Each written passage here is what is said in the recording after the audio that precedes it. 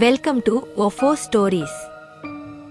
భయం అనేది ప్రతి ఒక్కరికి ఉంటుంది, కాని కొందరికి అది సహజంగా ఎక్కువగా ఉంటుంది.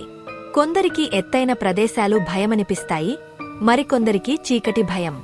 అయితే ఎక్కువ మంది భూతాలు, ఆత్మలు అనే వాటికి భయపడతారు. ఇది అలాంటి భయంతో నిండిన కథ.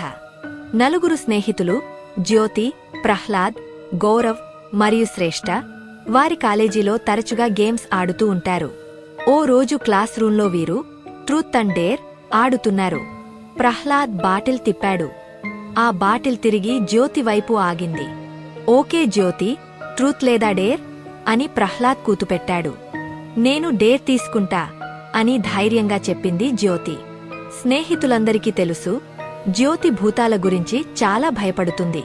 అందుకే ఈ ఛాలెంజ్ ఆమెకు మరింత కష్టంగా ఉంటుంది. ఇవాళ రాత్రి నువ్వు ఒంటరిగా దర్శన్ హాస్పిటల్ వెనక ఉన్న శ్మశానంలో ఒక రౌండ్ తిరిగి రావాలి అని డేర్ ఇచ్చారు. అక్కడకు వెళ్లకూడదని చెప్తారు. ఏవో విచిత్రమైన సంఘటనలు జరుగుతాయని అంటారు అని జ్యోతి భయంగా అన్నది. ఇది ఓ ఆట మాత్రమే, ధైర్యంగా వెళ్ళిరా అని ప్రహ్లాద్ ప్రోత్సహించాడు. ఆ రాత్రి నలుగురు స్నేహితులు శ్మశానం వద్దకు చేరుకున్నారు.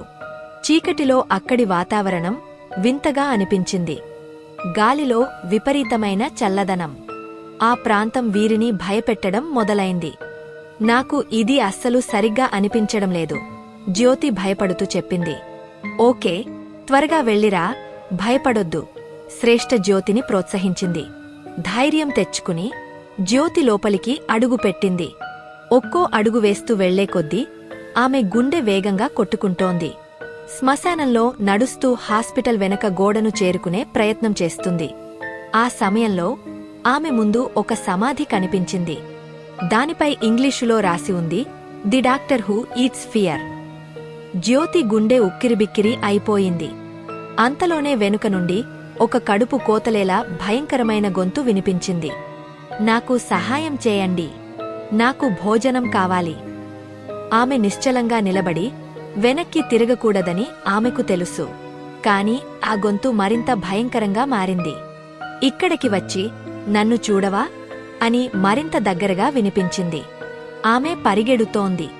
కాని హాస్పిటల్ గోడ దగ్గరికి చేరుకునేసరికి అక్కడ పెద్ద అక్షరాల్లో రాసి ఉంది, నువ్వు ఇక్కడికి రావాల్సింది కాదు అని. ఆమె ఏం చేయాలో అర్థం కాక హాస్పిటల్ లోపలికి వెళ్ళింది. లోపల రక్తపు మరకలతో నిండిన గదులు, కిరికిరి అరుపులతో కూడిన వాతావరణం కనిపించింది. ఒక్కో గది కూడా మరింత భయానకంగా మారింది. అక్కడ మధ్యలో ఒక పుస్తకం కనిపించింది. దాన్ని తీసుకుని చదవడం ప్రారంభించింది. 1950లో దర్శన్ హాస్పిటల్లో రంజిత్ అనే డాక్టర్ ఉండేవాడు. అతను క్యాన్సర్ పేషెంట్లను ట్రీట్ చేసేవాడు. కాని రాత్రి వేళల్లో అతను రోగులను చంపేవాడు. అతనికి రోగుల భయం చాలా ఇష్టమైంది. అతను ఆ భయాన్ని రోగులలో కలిగించి చంపేవాడు. ఇదంతా చదువుతున్నంతసేపు జ్యోతి కాళ్ళు వణికిపోయాయి. ఒక్కసారిగా ఆ గదిలోని లైట్లు ఆపోయాయి.